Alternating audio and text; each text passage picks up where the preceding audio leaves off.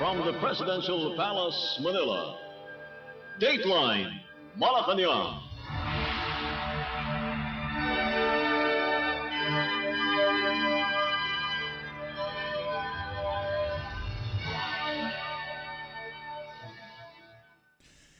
Good day. This is Dateline Malacañang, and I'm your host, Leo Magpayo. Philippine President Ferdinand R. Marcos Jr. on Thursday pledged 15 million pesos in support of the President Corazon Aquino General Hospital, more commonly known as Baseco Hospital, located in the Baseco compound in Manila. The President made the announcement during his visit to the facility, commending its service to the community. Since opening in September 6th, the hospital has already accommodated around 7,000 patients, underscoring its importance in one of Manila's most vulnerable areas.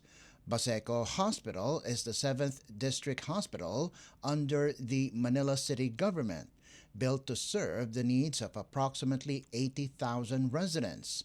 The 3-story, 50-bed facility is equipped with an emergency room, digital X-ray, centralized oxygen supply, and full departments for maternity, pediatrics, surgery, and internal medicine. President Marcos praised the strong collaboration between local and national governments in strengthening Manila's healthcare system.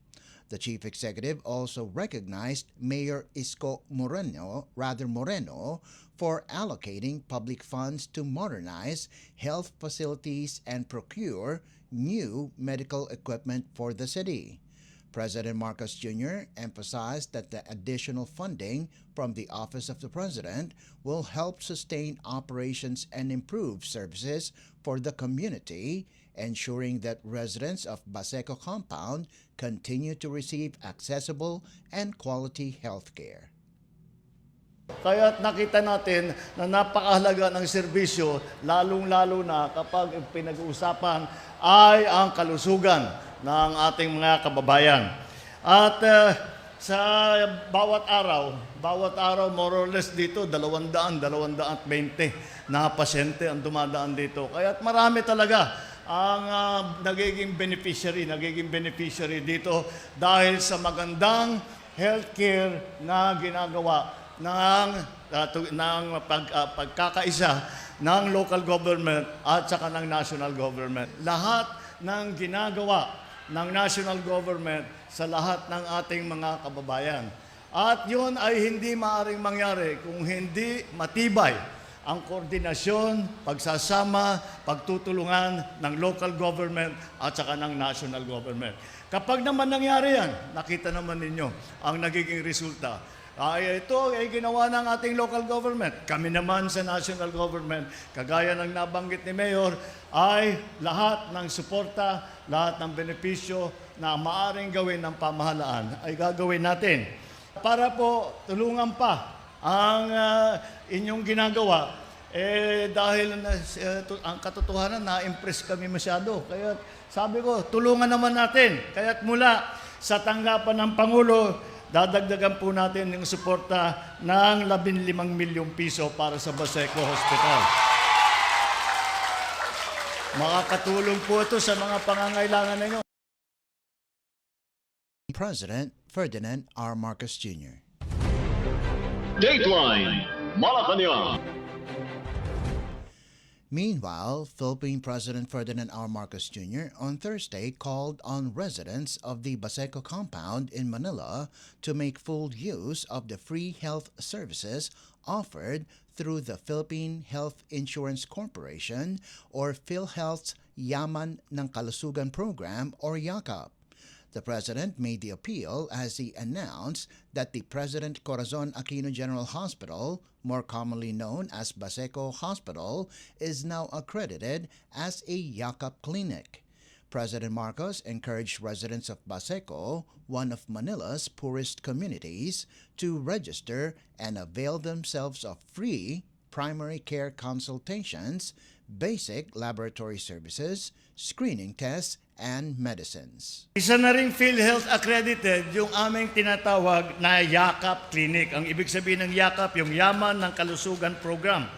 Ito, meron na rin po kayo dito sa Baseco Hospital, kung saan ay lahat ng residente ng Baseco pwede na maglibre na konsultasyon, magpapatingin sa primary care, mag-check up, at diagnostic at screening test. Ito, libre lahat. Kaya basta papasok kayo kung anong kailangan ninyo, basta't maipakita na ninyo, makarehistro kayo, libre na lahat ng mga basic services ng healthcare. Dapat gamitin po ninyo yung sana magamit ninyo yung Yakap Clinic namin, at ito po ay malaking tulong sa ating healthcare unit. PhilHealth's Yakap initiative expands access to essential health services, particularly for Filipinos in underserved areas.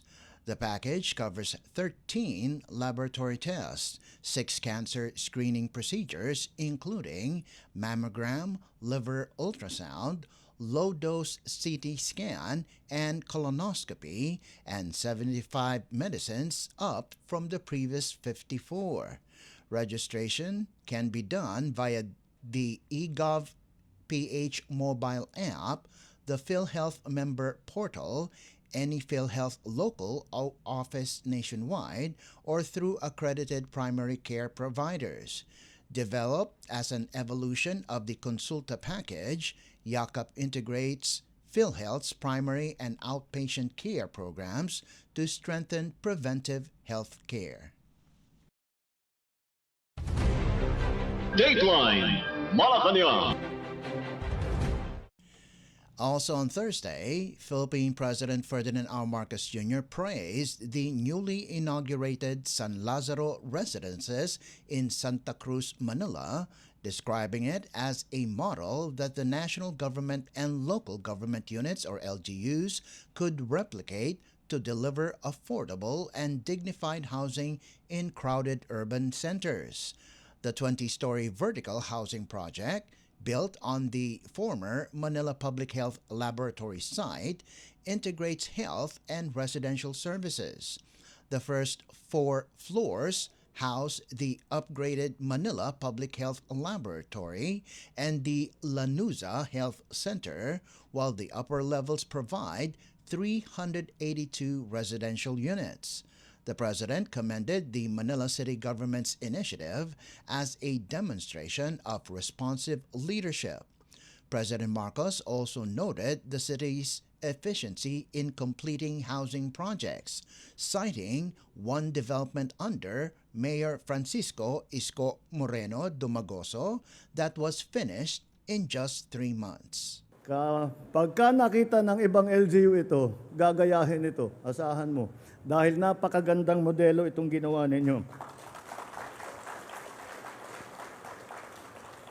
Ito ay bahagi ng tinatawag ng Maynila na in-city housing program. Nagsimula po ito, baka alam na ninyo, yung condominium.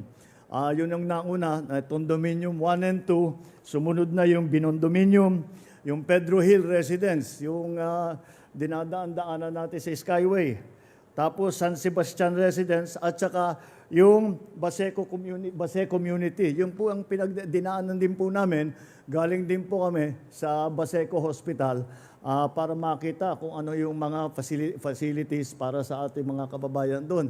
At masasabi ko nga ulit, napakaganda naman at maayos. At sa palagay ko, si kagaya ng sabi ko doon sa Baseco, napakapalad ninyo na ang liderato ng lungsod ng Maynila ay talagang malapit sa tao, nauunawaan ang pangangailangan ng ating mga kababayan at hindi lamang nauunawaan kung hindi ginagawang kaagad ng solusyon. Naiinggit nga ako, sinasabi ni Jorme, yung isang housing na ginawa na sa 3 months. Ilang unit yon? 200 plus units. Panaginip lang sa amin yun sa NHA at saka sa DSUD na ganun kabilis. Kailangan na magpaturo kami sa inyo kung paano ginagawa yan. Ikaw na mag-in-charge doon para mabilis ang pabahay natin. Of the units, 193 are reserved for city health workers, while 189 will be raffled off to qualified residents.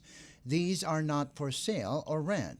Instead, beneficiaries will contribute 2,000 to 3,000 pesos monthly to a trust fund, refundable upon vacating the unit after deducting repair costs.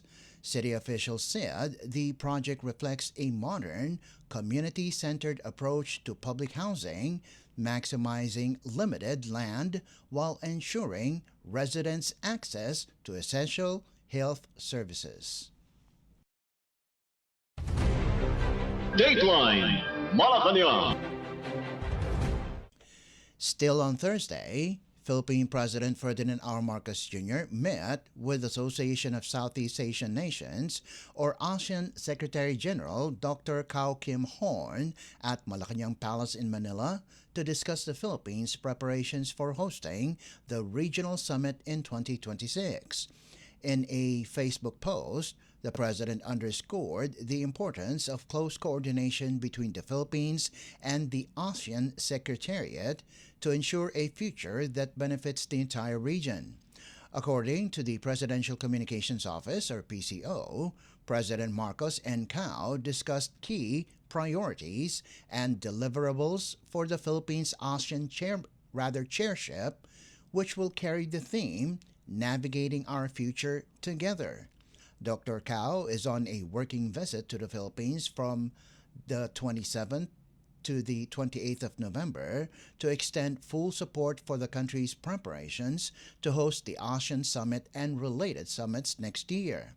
Present during the courtesy call were Foreign Secretary Maria Teresa Lazaro, Executive Secretary Ralph Recto, PCO Acting Secretary Dave Gomez, and Foreign Affairs Undersecretary Maria Helen de la Vega, who also serves as Director General for Operations of the ASEAN National Organizing Council. Dr. Cao is likewise scheduled to meet with Lazaro, Trade Secretary Cristina Aldeguer Roque, Social Welfare Secretary Rex Gatchalian, and the Chair of the 2026 ASEAN Business Advisory Council. At the formal launch of ASEAN Philippines 2026 on November 14th, President Marcos pledged to advance peace and stability in Southeast Asia while harnessing emerging technologies such as artificial intelligence or AI to build a future-ready region. Dateline Malacañang. As the Philippines intensifies preparations for the 2026 Association of Southeast Asian Nations or ASEAN Summit, President Ferdinand R. Marcos Jr. is seeking deeper engagement between Ukraine and the regional bloc, alongside closer bilateral cooperation with Manila in food security, agriculture, and digitalization. The president discussed these initiatives with Ukrainian President Volodymyr Zelensky during a video conference on Thursday. In a social media post, President Marcos said both he and Zelensky reaffirmed their warm relations and discussed areas where both countries can work together. In a separate post on X, Zelensky welcomed the proposals, highlighting Ukraine's expertise in technology. The Ukrainian leader also extended condolences for the lives lost and damage caused by recent typhoons in the Philippines, while briefing President Marcos on international efforts led by the United States and other partners to secure lasting peace in Ukraine. President Marcos has consistently raised Russia's incursion into Ukrainian territory in international forums, calling for a peaceful resolution to the conflict. The issue was also discussed during Zelensky's visit to Malacañang in June of 2024, when President Marcos announced plans to open a Ukrainian embassy in Manila. The two leaders likewise explored ways to strengthen ASEAN-Ukraine engagement as Manila prepares to host the 2026 summit. Dateline Malacañang. In other news, the Department of Human Settlements and Urban Development, or DSUD, and the University of the Philippines on Thursday signed a Memorandum of Agreement, or MOA, to launch a pilot rental housing project under President Ferdinand R. Marcos Jr.'s expanded Pambansang Pabahay para sa Pilipino, or 4PH program. Set at Pook, Marilag in UP Diliman, Quezon City, the initiative will provide affordable rental housing for faculty members, non-teaching staff, and long-time informal settler families within the campus. This marks the first rental housing project to be implemented inside a state university under the government's flagship housing program. DSUD Secretary Jose Ramon Aliling said the partnership reflects President Marcos's directive to expand access to dignified housing. The Marilag Residences rental housing project will follow a design and build scheme with the UP Office and Design and Planning Initiatives overseeing construction management to align with university standards. Phase 1 involves 3 4-story buildings, each with 107 units for a total of 321 housing units. The development will also include utilities, draining systems, water tanks, access roads, and 152 parking lots. Aliling stressed that the project diversifies shelter options under the expanded 4PH program by catering to families who prefer to require rental-based housing. The project is envisioned as a long-term community for members of the UP system. Preparatory works for Phase 1 will begin following the MOA signing. Dateline Malacañang. Agriculture Secretary Francisco Chu Laurel Jr. said Thursday he is considering filing a cyber libel case against former ACO Bicol Party List Representative Zaldico, whom he accused of fabricating a Netflix-like series script. Co earlier alleged that the Marcos administration was covering up supposed irregularities involving First Lady Liza Araneta Marcos and her relatives in the agriculture sector, including alleged manipulation of prices and importation of rice, onions, sugar, and fish. At a press briefing, Chu Laurel said he has directed his legal team to prepare possible complaints, likely to be filed in Makati or Quezon City by January.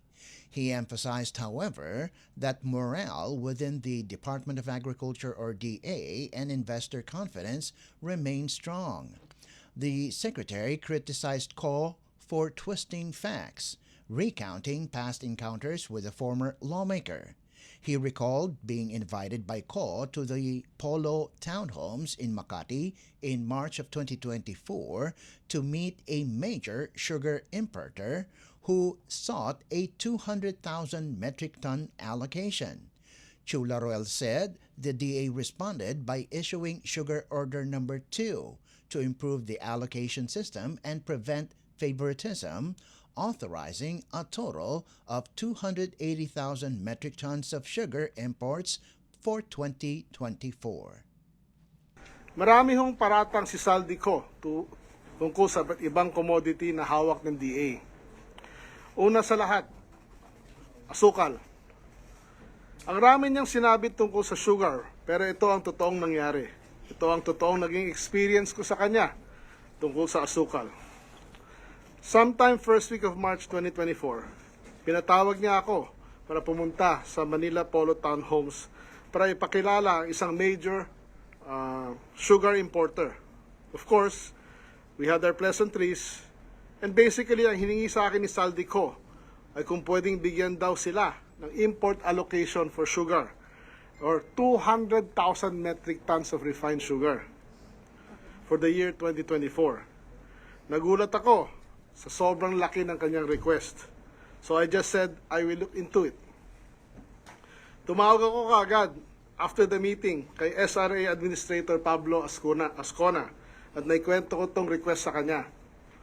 And it was very timely that we had the final draft of the sugar importation allocation system to level the playing field. Kaya immediately, nilabas namin yung nung March 8, 2024, ang Sugar Order Number 3 series of 2023 and 2024. Itong Sugar Order Number 2 ang naging basihan ko sa pagtanggi sa kanilang request. Laurel also rejected cost claims involving presidential brother-in-law Martin Araneta, stressing that Araneta has never made importation requests unlike Zaldico. Chu Laurel reiterated that the First Lady has never intervened in DA affairs. Earlier, the agriculture chief disclosed that Co had personally requested fish import allocations for his nominated companies covering 3,000 containers. Dateline Malacañang. The Department of Migrant Workers, or DMW, confirmed Thursday that 20 Filipino seafarers remain detained aboard their vessel in Lagos, Nigeria, after authorities discovered around 20 kilograms of cocaine during a port inspection. DMW Undersecretary Jainal Rasul Jr. said the Nigerian Drug Enforcement Authority, or NDEA, found a black wrapped parcel inside MV North Bosporus, a Panamanian flagship that arrived at the port of Lagos from Brazil on November 16. He noted that all 20 crew members are Filipinos and were able to communicate with their families last week, but their mobile phones have since been confiscated by police for investigation.